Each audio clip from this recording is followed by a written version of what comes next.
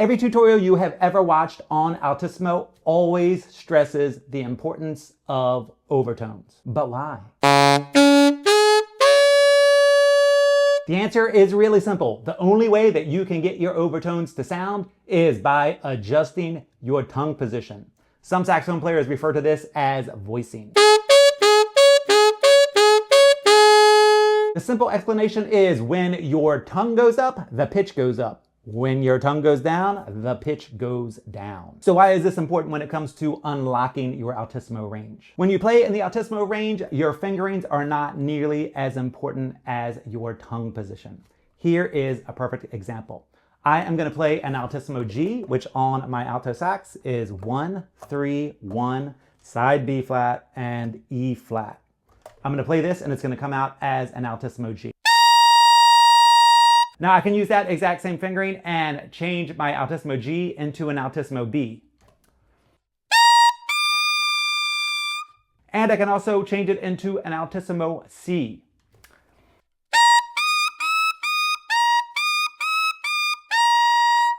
And if I want to get wild and crazy, I can even play a melody up in the Altissimo without changing my fingering at all.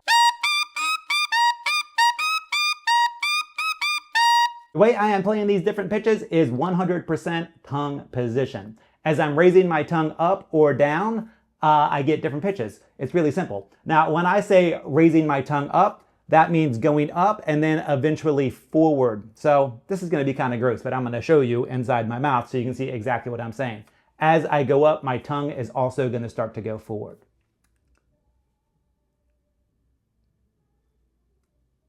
So can you see that it's not only going up, but it's also starting to go forward?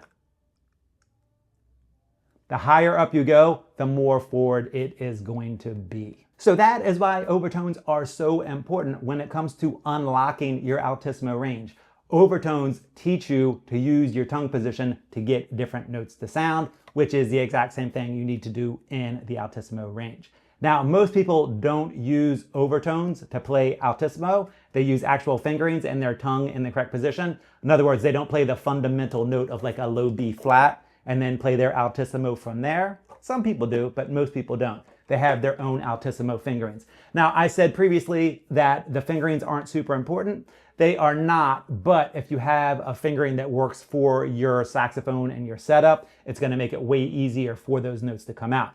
So fingerings are a little bit important, but your tongue position is the ultimate decider of what comes out. So if you'd like a free PDF download of the Altissimo fingerings I use on the alto sax, I'll put a link in the video description below. So here is a crazy example of how your tongue position is way more important than your fingerings.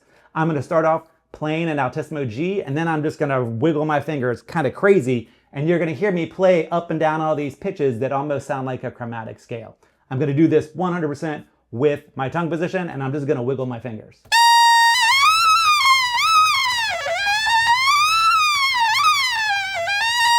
I'm just wiggling my fingers, and I'm changing those pitches.